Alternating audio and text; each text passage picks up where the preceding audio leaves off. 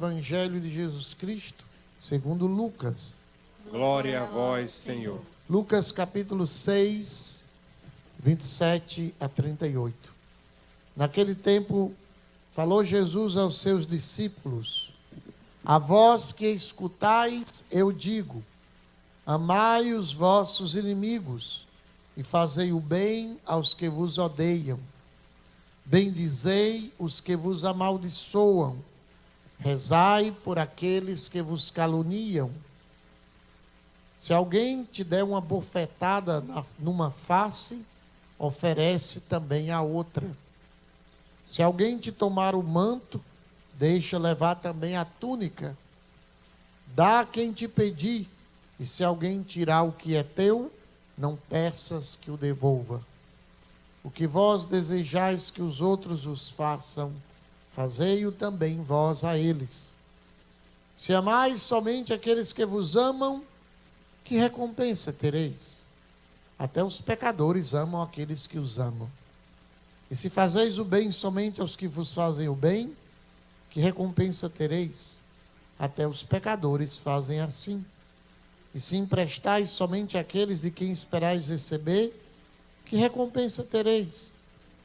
Até os pecadores emprestam aos pecadores para receber de volta a mesma quantia. Ao contrário, amai os vossos inimigos, fazei o bem e emprestai, sem esperar coisa alguma em troca. Então a vossa recompensa será grande, e sereis filhos do Altíssimo, porque Deus é bondoso também para com os ingratos e os maus. Sede misericordiosos, como também vosso Pai é misericordioso. Não julgueis e não sereis julgados. Não condeneis e não sereis condenados. Perdoai e sereis perdoados. Dai-vos será dado. Uma boa medida, calcada, sacudida, transbordante, será colocada no vosso colo. Porque com a mesma medida com que medides os outros, vós também sereis medidos. Palavra da salvação. Glória a vós, Senhor. Aplauda, aplauda a palavra de Deus.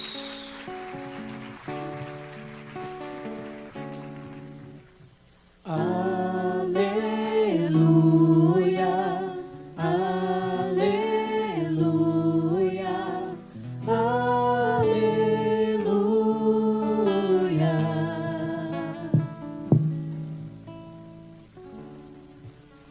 Se você desejar adquirir o livro, não precisa sair do seu lugar. As irmãs vão passar aí no meio. Nós temos vários irmãos, rapidinho. Custa apenas R$10. Padre, mas eu não fiz até agora. Não importa, que é um estudo bíblico que você pode começar hoje. Você pode começar hoje. Também depois da homilia, nós vamos fazer a imposição do escapulário. Para quem adquiriu hoje, você vai poder receber o escapulário para usar todas as missas, no seu texto, na sua oração pessoal, nos momentos de enfermidade, de prova. Quando tiver alguém doente, você vai poder colocar sobre ele este escapulário, como tem no livro. É o verdadeiro escapulário da forma como Nossa Senhora pediu que fosse feito, tá? Então, vocês podem adquirir o escapulário e depois da homilia nós vamos fazer a imposição do escapulário. Então, meus queridos irmãos e irmãs, Sim. quem quiser levanta a mão e eles vão até você rapidinho.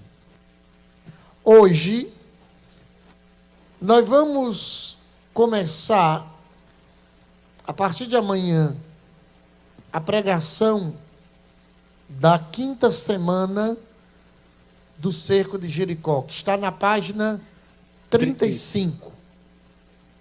Hoje encerra-se a 4ª semana, quem fez estudo bíblico diário hoje, e amanhã começa a 5ª semana, amanhã dia 11, que está na página 35.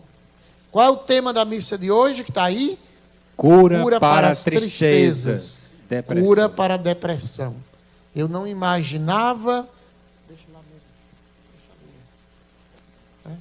Eu não imaginava que hoje seria o Dia Mundial de Combate ao Suicídio, que tem tudo a ver com depressão. Geralmente, quem tira a própria vida é porque está num processo grave de depressão. Lembrando que ainda temos ali atrás 64 cadeiras. Eu não sei o que aconteceu. Ou se alguém errou e fez 2 vezes, que foi o que aconteceu, porque faltar 1 ou 2 pessoas é normal, né? Mas 64 pessoas só pode ter sido o erro. Vocês, ao se inscreverem, escreveram 2 vezes. Não precisa. Quando você abre o link, lá vai ter menos e mais, né? Foi isso que vocês fizeram? Você clica, aparece número 1. Aí você bota os seus dados, nome completo, confirmou, já vem a segunda página dizendo com sucesso. Então não precisa fazer. Por isso que eu anunciei, se alguém está aqui me ouvindo perto da aldeota, que está aqui do Shalom da Paz, você pode ainda vir participar da Santa Missa, porque temos 64 cadeiras disponíveis dentro das normas do nosso arcebispo, 2 metros de distância de cadeira para cadeira. E vocês estão de parabéns. Hoje não teve briga por cadeira, não teve ninguém tirando a cadeira do lugar. Palma para vocês. Vocês estão de parabéns. O microfone está falhando, não sei se é a bateria ou se é alguma coisa. Fique atento, tá? Então vamos lá na página 35. Nós vamos começar o nosso estudo bíblico de hoje. Eu me vendo aqui, está muito escuro, tá? A imagem aqui está muito escura, tá? Se vocês puderem, talvez mudar aqui essa lâmpada. A Igor, o Anderson, talvez colocar, porque um lado está claro, do outro lado está escuro. Talvez fosse melhor de frente, não sei. Vamos abrir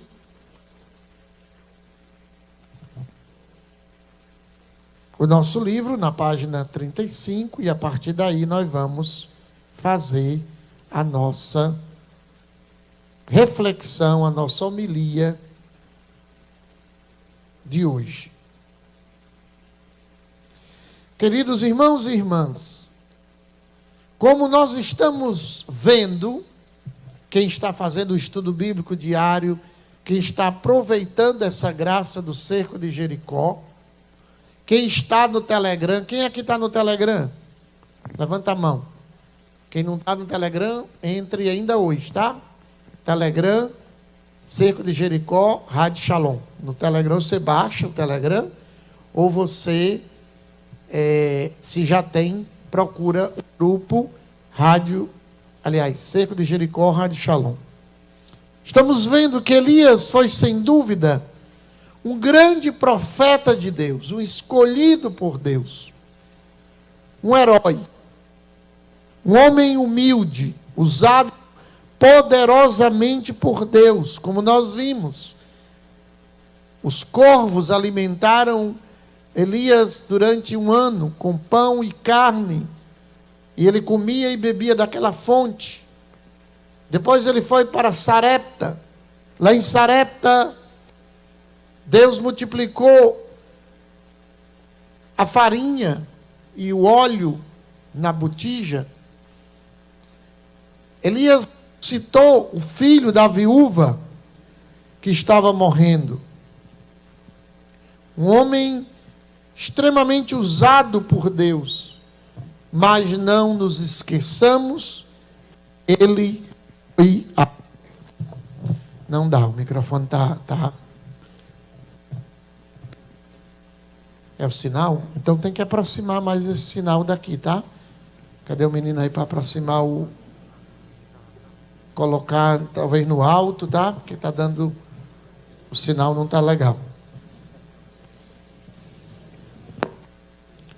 Mas não nos esqueçamos que Elias era apenas um homem, sujeito às condições humanas, tanto quanto nós. Ele ficou desmotivado. Veremos nessa semana Elias sem ânimo para viver, pedindo a própria morte, vivendo a depressão. Houve um momento na sua vida que Elias não conseguiu livrar-se dos seus males. Quem aqui não ouviu falar que Padre Marcelo Rossi teve depressão? Levanta a mão. Padre Fábio de Melo, depressão. Ah, mas são homens de Deus. Ah, mas cantam tão bem. Ah, mas evangelizaram tanto. Deus fez tanto milagre através deles. Porém, eles não deixam de ser homens. Eu sou homem, ser humano. E se olharmos as Sagradas Escrituras, nós veremos que estes sentimentos não eram incomuns entre muitos homens bem-sucedidos, homens de Deus. Por exemplo, certa vez Moisés ficou tão triste e desmotivado que pediu a Deus para tirar a própria vida. Jonas, depois do sucesso da conversão de Nínive, pediu a Deus que também tirasse sua vida. Jeremias, triste, amaldiçoou o dia que ele nasceu. Jó pediu a morte. Paulo, em 2 Coríntios 1, versículo 8, ficou tão desesperado com a própria vida que também não queria viver. Portanto, não é surpresa agora na história de Elias, depois de contemplarmos o quão poderoso ele foi diante de Deus, um verdadeiro homem de Deus, vê-lo triste, chegando no fundo do poço. Ele manteve-se firme diante das mais estranhas e intransponíveis situações por vários anos. Mas agora, depois da vitória no Monte Carmelo, depois que ele venceu os 850 profetas de Baal, nós o encontramos cheio de dúvidas, desmotivado e no total desespero. E eu fico feliz em ver isso na Bíblia. Eu fico feliz em ler isso na palavra, porque significa que Deus não trabalha com super-homens, super-mulheres, super-heróis, não. Deus trabalha com seres humanos, com defeitos e problemas. Se você olhar a história da igreja, desde Pedro até hoje, você vai encontrar papas que foram santos e foram canonizados. Se você for lá em São Paulo, fora dos muros, na Basílica de São Paulo, você vai ver todos os papas, de Pedro até Francisco. Muitos têm uma auréola ao redor da cabeça para dizer foram papas santos. Outros não tinham auréola, não têm auréola, porque não foram santos. Foram papas, mas não foram santos. Portanto, não deve nos escandalizar quando um sacerdote ou um bispo, ou seja lá quem for, mostrar-se fraco, deprimido ou até cair. Ou até cair. A televisão está aí mostrando aquilo que está sendo investigado da vida do padre Robson. Não sabemos se é verdade ou não, porque a mídia, aquilo que sai lá, tem todo o veneno do anticlericalismo, o veneno contra a fé, o veneno contra a igreja. Mas a justiça está trabalhando, e foi a própria igreja quem pediu para investigar. O próprio Vaticano pediu para investigar. E não deve nos espantar, porque ele é um ser humano. Por isso, nessa semana, nós vamos contemplar o profeta Elias, que está cansado. E Deus não ignora a fraqueza. Deus não esconde a fragilidade dos seus servos. Não. Deus não esconde. Pegue agora aí no seu livro, eu acredito que seja o estudo bíblico de amanhã, 1 Reis 19, versículo 1. Versículo 1. Quando Acabe contou a Jezabel tudo o que fizera Elias, e como ele passara a fio de espada todos os profetas de Baal, a rainha mandou um mensageiro a Elias para dizer-lhe: que os deuses me tratem com o último rigor, se amanhã, a esta mesma hora, eu não fizer de tua vida o que fizeste da deles. Está no estudo bíblico de amanhã e do depois de amanhã. Versículo 1, depois a gente lê o segundo, mas o outro já leu os dois, então vocês já podem pegar na página 36. Quando Acabe contou a Jezabel tudo que Elias fez lá no Monte Carmelo, o fogo desceu sobre o altar, consumiu a oferenda, o povo gritou só o Senhor é Deus e despedaçaram os 850 sacerdotes e profetas de Baal. Olha o que começa a acontecer a partir desse momento da história. Vamos ver 4 personalidades envolvidas neste episódio da vida de Elias. Diga comigo, a primeira, Acabe. Acabe. Segunda, Jezabel. Jezabel. Terceira, Elias. Elias. Quarto, Deus. Deus. Quais são os 4 personagens que nós vamos ver nesse episódio da vida de Elias? Acabe, Jezabel, Elias e Deus. Então vamos para Acabe. Quem era Acabe? Um rei dominado pela mulher, barriga branca. O rei Acabe, ele tinha problemas quando ele era pressionado. Quando isso acontecia, ele corria para a esposa para se recuperar e receber força necessária para viver. A insegurança de Acabe já era perigosa se Jezabel não fosse a mulher que era. Agora imagine um homem seguro diante de uma mulher dominadora. Porque quando a mulher não é dominadora, ela ajuda o homem a ser homem. Quando a mulher é dominadora, ela domina, bota o dedo na cara do marido e diz: você vai fazer desse jeito. É assim que eu quero. E quem manda é ela. Essa é a situação de Acabe. Ele contava com a mulher, Jezabel, para cumprir as suas responsabilidades de rei. Olha para quem ele vai correr. Para a esposa, para dizer: olha, Elias matou todos os profetas de Baal, os teus profetas foram mortos. Elias clamou fogo do céu e o fogo veio, e o povo agora voltou a adorar ao Deus verdadeiro. Ali entre Acabe e Jezabel existia uma relação doentia. O que é uma relação doentia? Onde Acabe se comportava como uma criança, como um filho, e Jezabel como uma mãe. E esses relacionamentos muitas vezes ocorrem na nossa família. Muitas vezes nós queremos ser dominados. Ou então em relacionamentos de amizade, onde um domina o outro e o outro é dominado.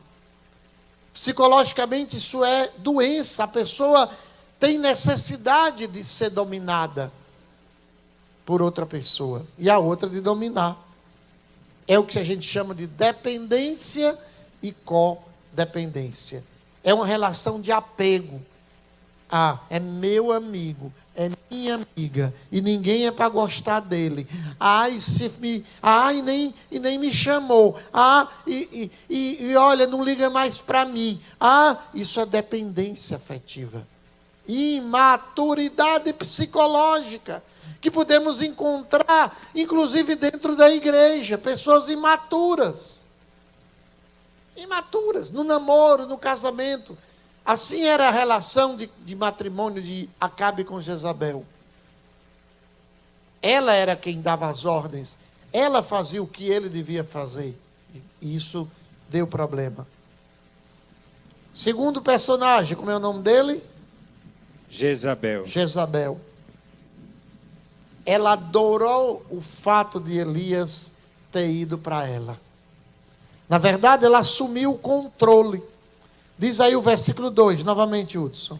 A rainha mandou um mensageiro a Elias para dizer-lhe: que os deuses me tratem com o último rigor, se amanhã, a esta mesma hora, eu não fizer de tua vida o que fizeste da deles.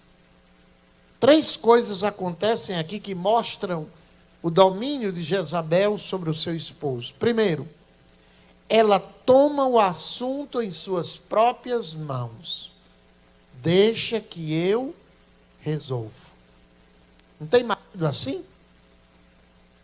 Mulher, o menino está dando trabalho. Aí a mulher diz, deixa que eu resolvo. Não, ele tem que resolver. Ele tem que falar. Segundo, ela faz o trabalho do marido do jeito que ela quer. É ela quem determina. É ela quem diz como é que tem que ser feito.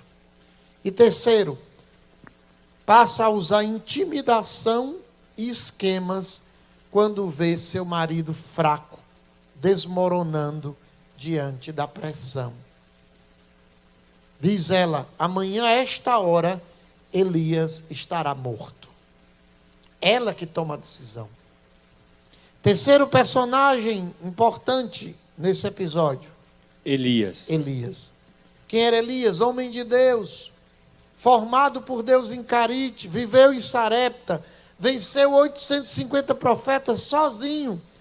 Um homem humilde, amigo de Deus. Ele não era para ter caído nas armadilhas, nas ameaças dessa mulher. Ele não era para ter dado ouvido, ele era um homem de Deus. Mas agora vemos, infelizmente, que Elias cai. Elias cai. Lembre-se que ele era um homem como nós. Vejamos o que aconteceu, versículo 3 e 4. Pode pegar no outro dia do livro. Elias teve medo e partiu, a fim de salvar a sua vida. E chegando a Betsabeia, em Judá, deixou ali o seu servo e caminhou pelo deserto durante um dia. Sentou-se debaixo de um junípero e desejou a morte. Basta, Senhor, disse ele, tirai-me a vida, porque não sou melhor do que os meus pais. Vocês entenderam a história? Acabe vai para a esposa e diz, olha, Elias destruiu o culto de Baal. Quem está acompanhando a história sabe a importância desse culto, que foi a própria Jezabel quem trouxe da terra dela, lá de Tiro e Sidônia. E ele, com o povo, matou os profetas de Baal e os sacerdotes. Aí o que é que a rainha respondeu para o rei? Podem responder, Hudson, no versículo 2. A rainha mandou um mensageiro e disse que a esta hora Elias estaria morto. Então ela mandou uma ameaça. E Elias quem era? O terceiro personagem. Um homem de Deus. Um homem que viu milagres, um homem que fez milagres, um homem que foi sustentado por Deus. Olha o que acontece com um homem de Deus.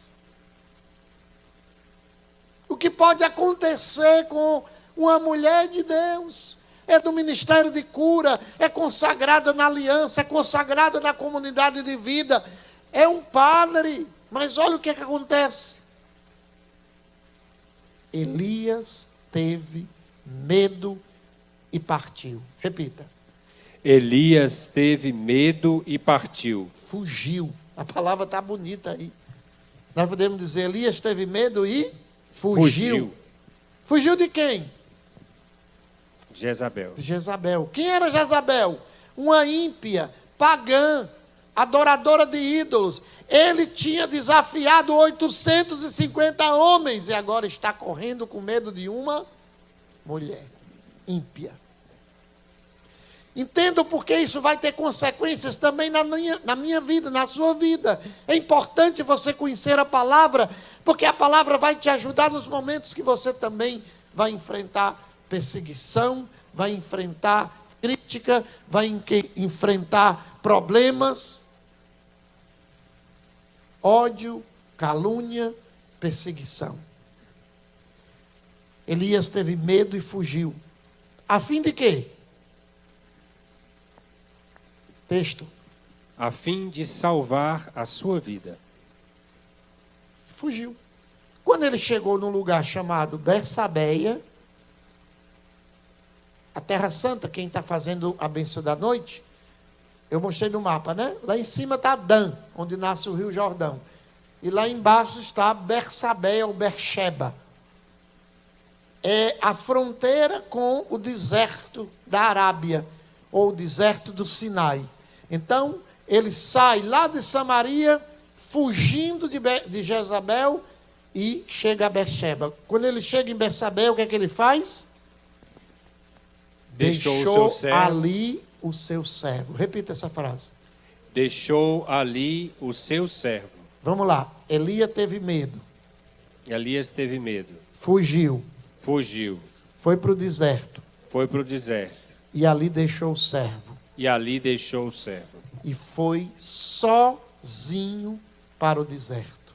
Durante um dia, ele caminhou sem comer e sem beber no deserto, sem ver uma nuvem, sem ver nada, cansado, sentou-se debaixo de um junípero. Eu peço para quem está assistindo em casa, se for possível, Marcelo, mostra aí o que é um junípero. É uma árvore. O junípero é uma árvore que nasce no deserto, e de tanto o vento dá contra a árvore, ela geralmente é uma árvore assim meia torta. Não é uma árvore grande, é uma árvore pequena que ela pelo vento ela fica torta e ela faz um pouco de sombra. Então ele vai, chega debaixo do junípero, se deita naquela sombra e diz o quê? Senhor, basta, tirai-me a vida, porque eu não sou melhor do que os meus pais. Eu quero morrer. Deprimido. Elias está com medo, fugindo, e agora chega ao ponto de dizer: Senhor, me mate. Quem de nós não já chegou em algum momento da vida que pensou que a solução era a morte? O suicídio vai resolver tudo. O suicídio vai pôr um fim ao meu sofrimento. Eu não aguento mais viver. Quantas vezes, como padre, eu escuto: Padre, eu não aguento mais, eu quero morrer. Não dá mais, a vida está difícil demais, eu quero morrer. Eu quero morrer. A pergunta para nós nessa noite é: por que Elias, forte, homem de Deus, um homem que fez milagres, que viu milagres, que Deus estava com ele, que pediu fogo do céu e Deus mandou, por que esse homem ficou com medo das ameaças e intimidações de Jezabel? Por que ele fugiu das responsabilidades de servir a Deus e se escondeu morto de medo debaixo da sombra de uma árvore, solitário no meio do nada? Né? A gente não se pergunta? Quantas vezes eu vi na internet, quando saiu uma notícia: Padre Marcelo está com depressão, Padre Fábio de Mello está com depressão. Mas por que um homem de Deus fica com depressão? Por que uma mulher de Deus fica triste, adoece? Por quê? São perguntas importantes e nós vamos dar a resposta. Diga, primeira. Vamos lá. Primeira. Elias não estava pensando de modo claro e realista. Responda. Elias não estava pensando de modo claro e realista. Isso vai acontecer comigo e com você também. Elias tinha uma visão deturpada da situação e ele não considerou a origem da sua ameaça. Diga, ele não considerou. Ele não considerou A origem a origem da sua ameaça. da sua ameaça. A ameaça vinha de Deus? Não. A ameaça vinha de Deus? Não. Não. A ameaça vinha de quem? Jezabel. Um ser humano carnal e ímpio, que vivia uma vida sem Deus e distante de Deus. Se Elias tivesse avaliado bem, ele teria concluído que Deus é quem estava no controle de toda a situação e não Jezabel. Ele não teve a coragem de chegar para Acabe e dizer: não vai chover nem cair nenhum orvalho até que eu diga. Ele não deixou que Deus mandasse alimento através dos pássaros. Ele não acreditou que Deus multiplicaria aquela farinha e aquele óleo. Como é que ele agora está fugindo de uma ímpia, uma única mulher? Se ele enfrentou 850 homens e o povo. Qual foi a causa? Não estava pensando de modo claro e realista. Diga, quando eu estou com um problema, eu estou com um problema, eu não raciocino bem, eu não raciocino bem, claramente, realisticamente. Basta vir um problema, você começa a chorar, falta oxigênio no cérebro e você não reflete, você não pensa, você não tem condições de tomar decisão nenhuma. Por isso, nunca tome decisão quando você estiver com raiva. Nunca tome decisão quando você estiver brigando. Nunca tome decisões no momento de problemas. Porque você não está pensando claramente, nem realisticamente. Quando uma jumenta lhe der um coice, não fique chateado. Apenas pense: quem me deu um coice? Foi uma jumenta. Uma jumenta. Quando você for chutado por uma pessoa, considere quem fez aquilo. Quem foi que me fez o mal? Quem foi que falou mal de mim? Quem foi que me caluniou? Quem foi que me prejudicou? Quem é que está ameaçando? Quem é a vizinha que está me ameaçando? Elias poderia ter feito isso, mas não fez, porque ele não estava pensando de modo claro e realista.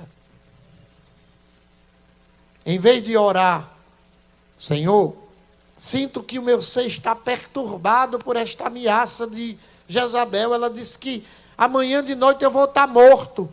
Dai-me força agora. O que é que ele fez? Correu, fugiu, foi para o deserto.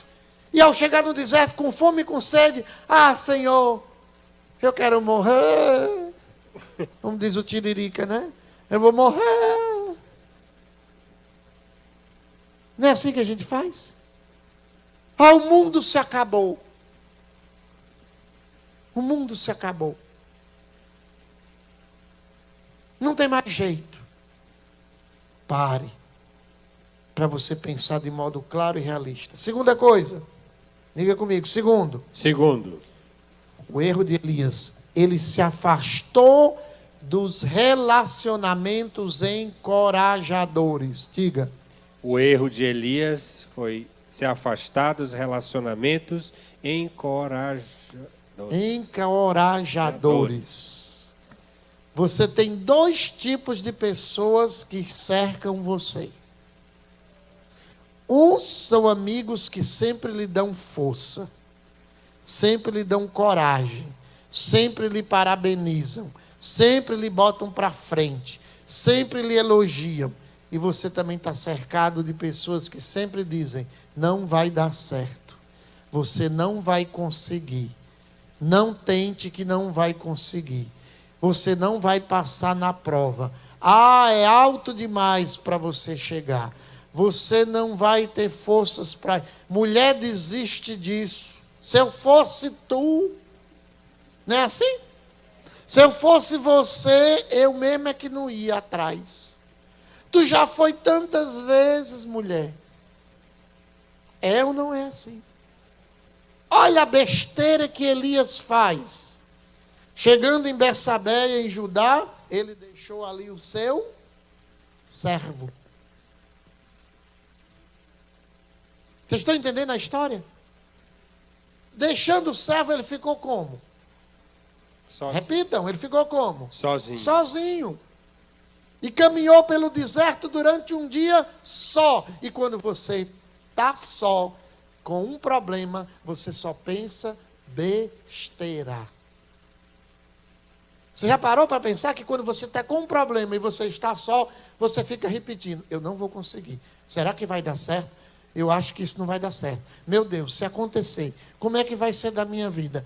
Daqui a pouco você está destruído porque você está só. O erro de Elias foi deixar o servo amigo e ficar só num deserto. Pessoas desencorajadas geralmente são pessoas solitárias. Vou repetir. Pessoas desencorajadas geralmente são pessoas solitárias. Só há espaço para uma pessoa debaixo do junípero. O Marcelo nem colocou o junípero, não vi não aqui. O junípero é uma árvore que não dá sombra para dois, só dá sombra para um. Debaixo dos galhos secos da desmotivação e solidão, há somente uma pequena sombra. Elias deveria ter ficado com um amigo de confiança, com aquele servo. Um companheiro que pudesse incentivá-lo a ter coragem, força, para dizer: Elias, rapaz, tu é homem de Deus. Elias, tu vencestes aquela multidão e mais os profetas de Baal. O que é isso? Tu está fugindo. Rapaz, não faça isso não. Mas ele estava só. Se ele tivesse alguém para ajudá-lo, ele estaria forte. Mas é interessante ver como a natureza humana funciona. Quando nós estamos desmotivados, a primeira coisa que a gente faz é fazer o quê? Se trancar no quarto. Ficar só. É ou não é? Ficar só. A pessoa tem um problema e a primeira coisa que faz é se isolar. Normalmente esta é a pior decisão. Diga, se isolar. Se isolar É a pior decisão. E quem chega a tirar a própria vida, normalmente passou um período em que ela ficou só.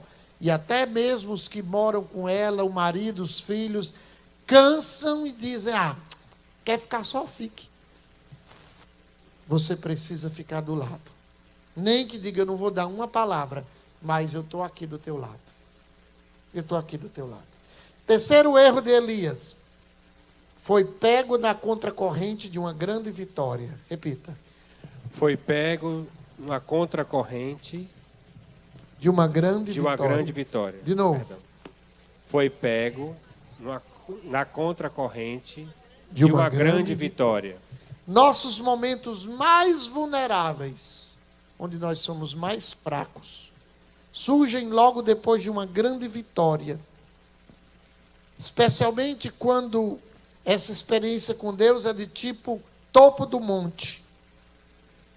Aqueles são momentos em que precisamos armar uma barricada em defesa contra o inimigo.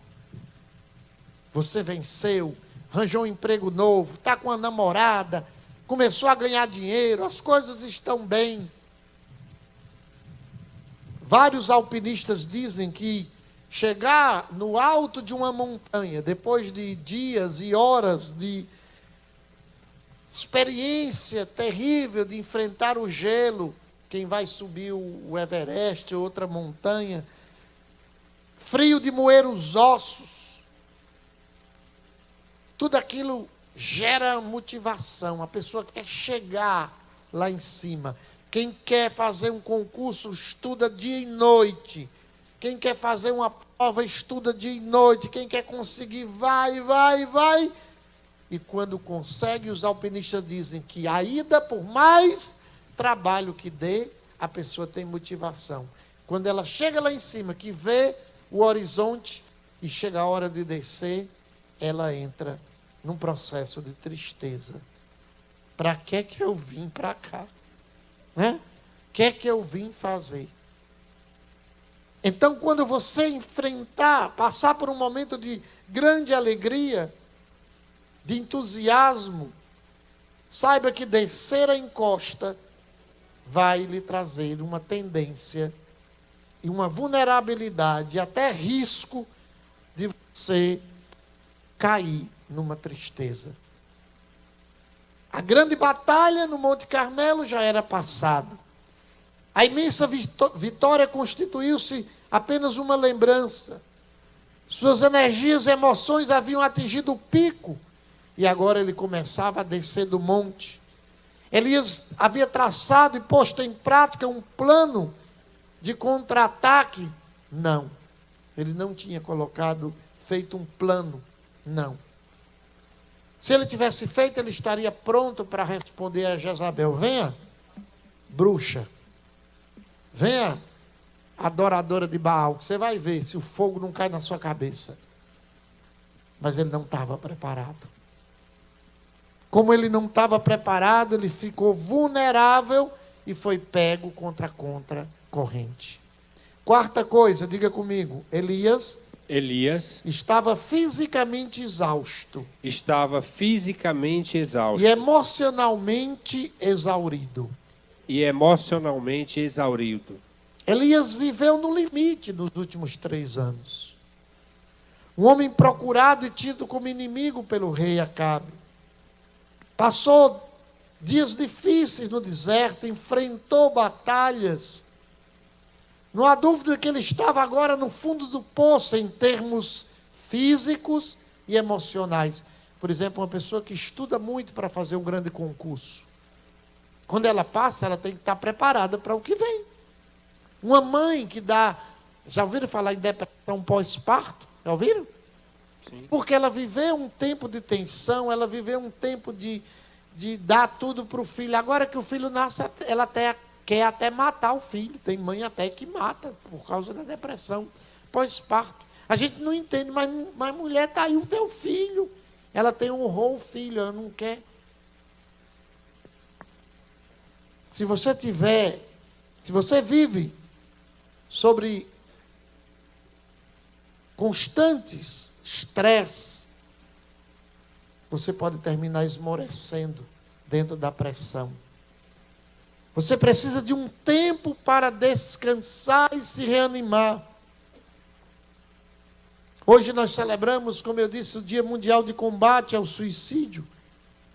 E Deus quis que hoje, providencialmente, nós rezássemos por essas pessoas, e são muitas, tristes, desencorajadas, que perderam a vontade de viver, de lutar contra os problemas. Mas o interessante é que a tristeza não é um mal só do nosso tempo. A tristeza é um mal que atingiu Elias, o profeta de Deus.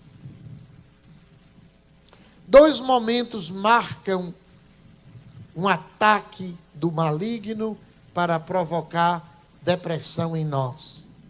Primeiro, momento de grande sucesso. Quando você está por cima. Quantos ricos e quantos já passaram por mim no meu ministério que dizem: padre, eu consegui tudo na minha vida. Moro hoje numa casa maravilhosa, num apartamento, no melhor bairro, tenho dinheiro, posso comprar, posso viajar para fora do país, mas não tenho alegria para nada. Sucesso. Ou quando alguém é vitorioso e ganha muitos elogios, a alma se eleva ao êxtase mais alto, mas em geral, depois desses momentos vem a tristeza. Excesso de alegria ou excitação levam à depressão. Por isso que o drogado, ao usar a droga, ele tem um êxtase a viagem é maravilhosa. depois de alguns minutos, ele está deprimido, triste. A pornografia, a masturbação, a prostituição gera alegria, sem dúvida. Euforia até. Depois que passa, vem a tristeza e a depressão. E o segundo momento, antes de qualquer grande feito, qualquer grau de depressão é bastante comum. Antes de uma viagem, da conquista de um trabalho, de passar numa prova, num concurso.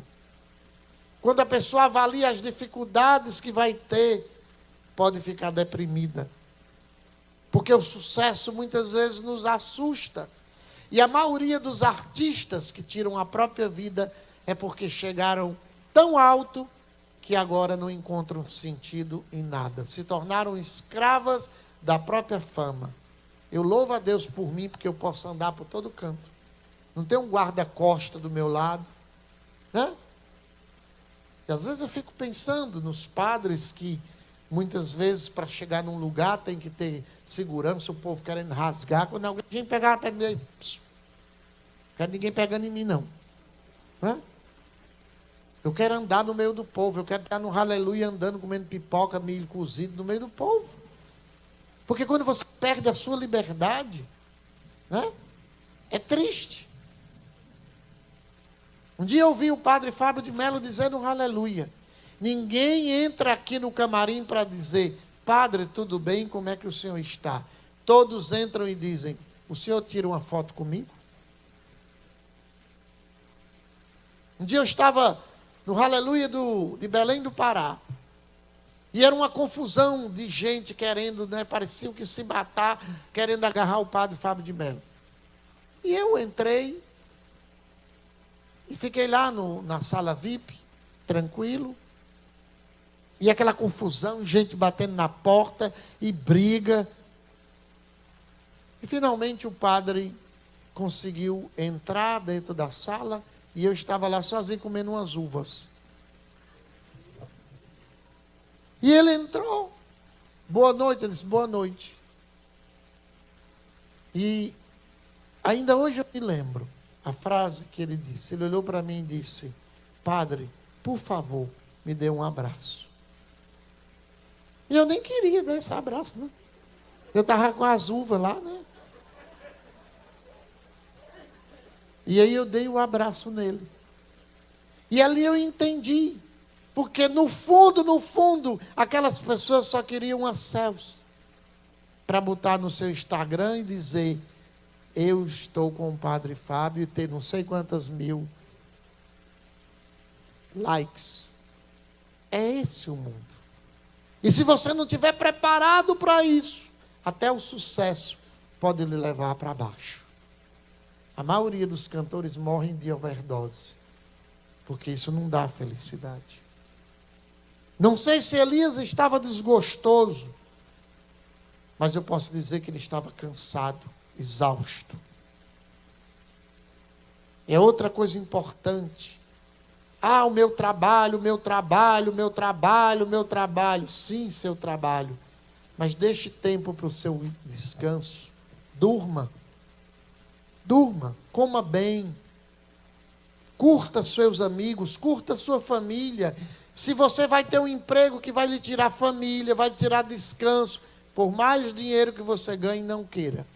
Ele vai tirar sua saúde mental, física e espiritual. Quinta coisa, Elias perdeu-se na autocomiseração. Todos.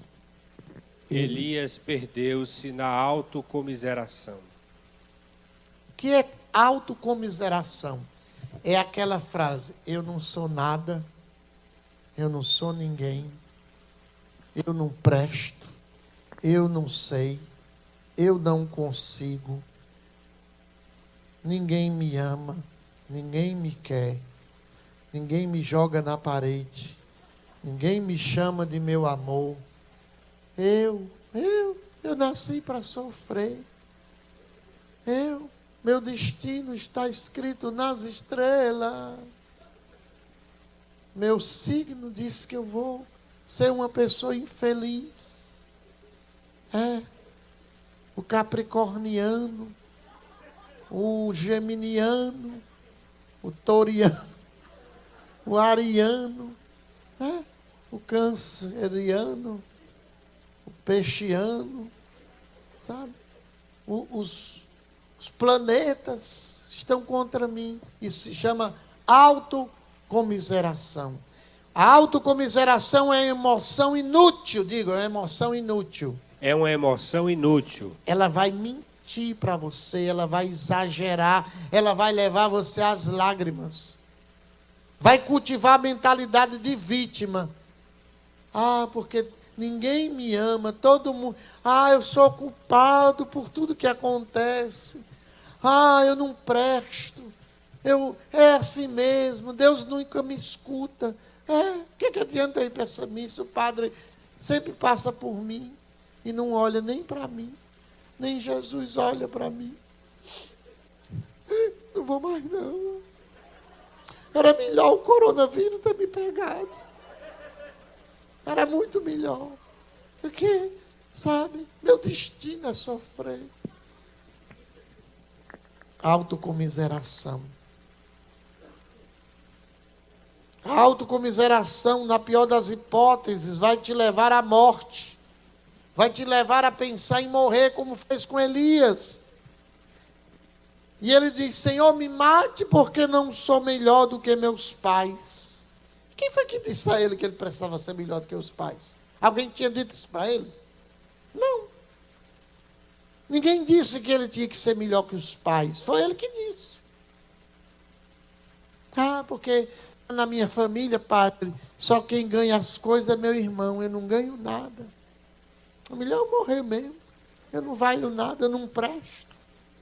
Não tem ninguém que me ama. Deixa de ser besta. A autocomiseração maltrata a nossa mente como um animal que nos fere, que nos arranha. Agora nós vamos ver o quarto personagem. Quem é o quarto personagem? Deus. Deus. O primeiro personagem? Acabe. Barriga branca. A segunda personagem? Jezabel. Mulher dominadora, uma cobra. Terceiro personagem? Elias. Fraco, deprimido, pedindo a morte. E agora quem entra? Deus. Deus é fiel. E quando ele entra em cena, depois de Acabe, depois de Jezabel, depois de Elias, ele vai saber tratar o seu profeta. Pegue aí o versículo 5 e 8. Vamos ver o que é que Deus faz. Deitou-se por terra e adormeceu debaixo do junípero. Quem deitou-se? Elias. Certo. Mas eis que um anjo tocou e disse: Levanta-te e come. Elias olhou e viu junto à sua cabeça um pão cozido, debaixo da cinza, e um vaso de água. Comeu, bebeu e tornou a dormir. O anjo do Senhor o tocou uma segunda vez, dizendo: Levanta-te e come, porque tens um longo caminho a percorrer. Elias levantou-se, comeu e bebeu, e com o vigor daquela comida andou 40 dias e 40 noites até Horebe, a montanha de Deus. O pobre do Elias estava lascado, né? Com fome, com sede, fraco, sem coragem de levantar uma palha. Mas Deus providencia primeiro a comida. Deus encontrou Elias num terrível momento de desmotivação e de desespero. E isto é misericórdia da melhor qualidade. E Deus vai recuperar Elias de 3 maneiras. Diga comigo, Deus vai recuperar Elias de 3 maneiras. De 3 maneiras. Primeira, Deus permitiu que Elias tivesse um momento de descanso e refrigério. Deus permitiu que Elias tivesse primeiro um momento de descanso e refrigério. Deus não faz sermão. Deus não diz: você é culpado. Deus não disse, veja seu estado. Levante-se, cabra mole. Como é que você está fugindo com medo de uma mulher? Rapaz, não é homem não, rapaz. Você é um cearense? Caba frouxo. Deus falou alguma coisa? Sim ou não? Não. Deus manda um anjo. Dá pão. Pãozinho quente. Água. Ele estava tão fraco que comeu e dormiu. Aí o anjo acorda de novo. Mais pão. Mais água.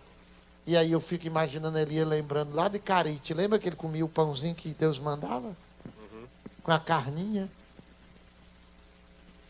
Vocês sabem quando uma pessoa está perturbada emocionalmente? Perturbada. Eu já vi muitos aqui. Eu já levei, inclusive, para... Ali no São Gerardo, né? Tem um centro de... Como é o nome? Centro psiquiátrico ali no São Gerardo. Não tem uma coisa? Um dia eu levei. Não, eu levei para um que é lá no...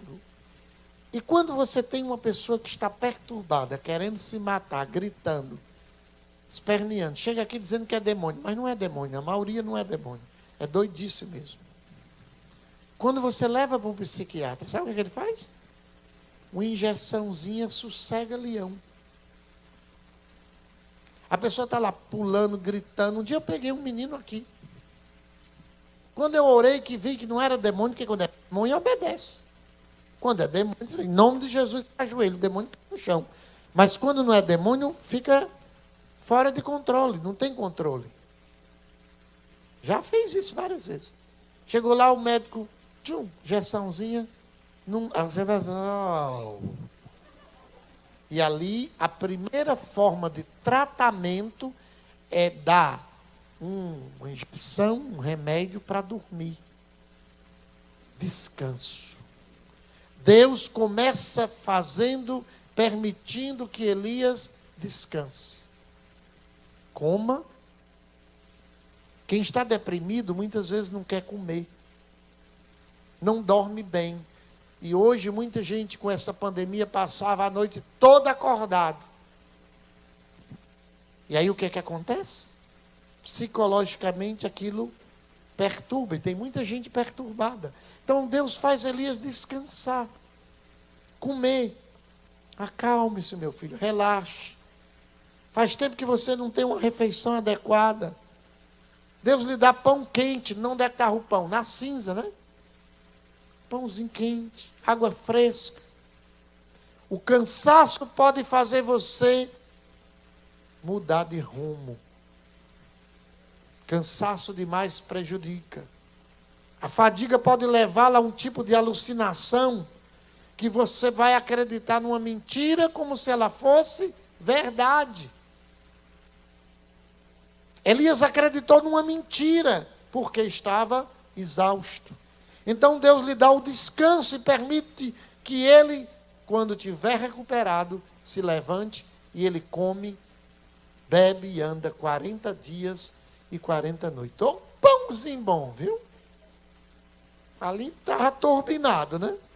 Segunda coisa, Deus falou sabiamente com Elias. Digam. Deus falou sabiamente com Elias. Então ele caminhou 40 dias, 40 noites, foi para o Horebe, entrou numa caverna.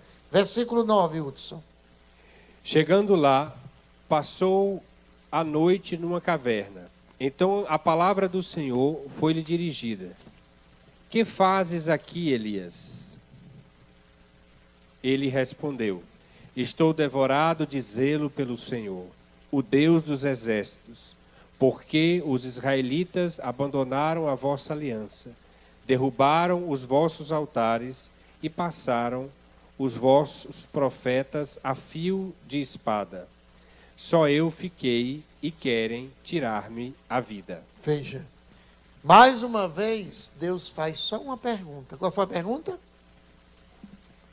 Que fazes aqui, Elias? Deus sabia de tudo? Sim. Sim ou não? Sim. Deus não viu Elias caminhando 40 dias, 40 noites e entrando naquela caverna? Aí Deus só pergunta, o que é que você está fazendo? Ele não disse assim, sai dessa, rapaz. A pior coisa que pode existir é você dizer para uma pessoa deprimida: mulher, sorria. Rapaz, reaja. Isso é terrível, porque o deprimido, ele não tem força para reagir. Ele não sabe como sair daquela situação. Não é que ele não quer, é que ele não consegue. Então Deus não diz nada. Faz uma pergunta e deixa que ele fale. Qual é o maior benefício do ministério de cura e aconselhamento? Cadê a Lia? Qual é o maior benefício do ministério de cura? É ouvir. É ouvir. A gente, quando faz o curso e prega para o conselheiro, diz: olha, aprenda a escutar. O conselheiro que não sabe escutar, ele não pode ser do aconselhamento. Porque tem gente que mal o outro começa a falar: ah, mulher, eu sei, passei por isso. E aí, não, a pessoa não quer ouvir seu testemunho. Ela quer botar para fora. O que é que um psicólogo faz? Ouve. Ouve. Tem hora que você precisa ter, ou com Deus, ou com alguém que você ama, uma pessoa que lhe escute, que você fale, bote para fora. Fale, fale, fale, bote para fora. Partilhe, converse. Elias estava ali dentro, acreditando numa mentira: a mulher vai me matar, eu sou único, sou sozinho, não tem mais ninguém, Senhor, mataram todos os profetas, só restou eu, e agora ela vai me matar. Elias, saia do escuro, saia dessa caverna, fique diante de mim no monte, veja as coisas como eu vejo. Versículo 11 e 12. O Senhor lhe disse: O Senhor disse: sai e conserva-te em cima do monte, na presença do Senhor. Ele vai passar. Nesse momento passou diante do Senhor um furacão, tão violento que fendia as montanhas e quebrava os rochedos. Mas o Senhor não estava naquele vento. Depois do vento, a terra tremeu, mas o Senhor não estava no tremor da terra. Passado o tremor da terra, acendeu-se um fogo, mas o Senhor não estava no fogo. Depois do fogo, ouviu-se um murmúrio de uma brisa ligeira. Leia o 13 e o 14. Tendo Elias ouvido isso, cobriu o rosto com o manto, saiu e pôs-se à entrada da caverna. Uma voz disse-lhe: que fazes aqui, Elias? Ele respondeu: consumo-me de zelo pelo Senhor, Deus dos exércitos, porque os israelitas abandonaram a vossa aliança, derrubaram os vossos altares e passaram os vossos profetas a fio de espada. Só eu fiquei, e agora querem tirar-me a vida. Continua. O Senhor disse-lhe: retorna o caminho do deserto na direção de Damasco. Ali, chegando, ungirás Azael Como rei da Síria. como rei da Síria, Jeú, filho de Nansi, como rei de Israel, e Eliseu, filho de Safate, de Abel Meulá, como profeta em teu lugar. Todo o que escapar à espada de Azael será morto por Jeú, e o que escapar a de Jeú será morto por Eliseu. Mas reservarei em Israel 7.000 homens, que não dobrarão os joelhos diante de Baal, e cujos os lábios não o beijarão. Elias, partindo dali, encontrou Eliseu, filho de Safate, lavrando com 12 juntas de boi diante dele. Ele mesmo conduzia a 12ª junta. Elias aproximou-se e jogou o seu manto sobre ele. Eliseu, deixando imediatamente os seus bois, correu atrás de Elias e disse: Deixe-me ir beijar meu pai e minha mãe, depois te seguirei. Vai, disse-lhe Elias, mas volta, porque sabes o que te fiz.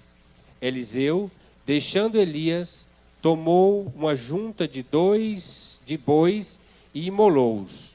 Com a lenha do arado, cozeu as carnes e deu-as a comer à sua gente. Em seguida partiu e seguiu Elias, pondo-se ao seu serviço. Qual foi a segunda coisa que vimos? Deus fala sabiamente com Elias. E nessa palavra, Deus renova a missão de Elias. Agora você vai voltar, você vai fazer rei de Israel, você vai fazer o outro rei, você vai escolher um sucessor para você, que é Eliseu, e dali, Elias parte para a terceira ação. Deus lhe dá um amigo. Eliseu se tornou um servo amigo do profeta Elias, que vai acompanhá-lo até o momento em que ele sobe na carruagem de fogo. O que é que nós aprendemos com tudo isso? O que é que Deus quer falar com tudo isso? É que na nossa ação com o Senhor, nós podemos passar por um momento de prova, de dor, de sofrimento, de perda. Quantos nessa pandemia perderam emprego, perderam negócios, perderam oportunidades? Mas Deus jamais abandona. Meus irmãos, quando eu entrava aqui dia de quinta-feira, nessa hora, que não tinha uma alma viva nesse Shalom, a não ser a gata, né? Como é o nome da gata? Nina. A Mina. Nina. Só a Nina passando para cima e para baixo. Dava uma dor, uma tristeza. Mas vocês viram como o Shalom ficou bonito depois da pandemia? Cortamos as plantas, adubamos, criamos outros ambientes ali, nos preparamos para a chegada de vocês. E Deus, nesse tempo, sustentou melhor a rádio do que antes da pandemia. Não deixou faltar nada. Né? Graças a Deus. Então Ele vai cuidar de nós. Precisamos somente fazer a coisa certa e não deixar que a nossa mente seja perturbada por aquilo que não deve. Amém? Louvado seja nosso Senhor Jesus Cristo. Para sempre seja louvado.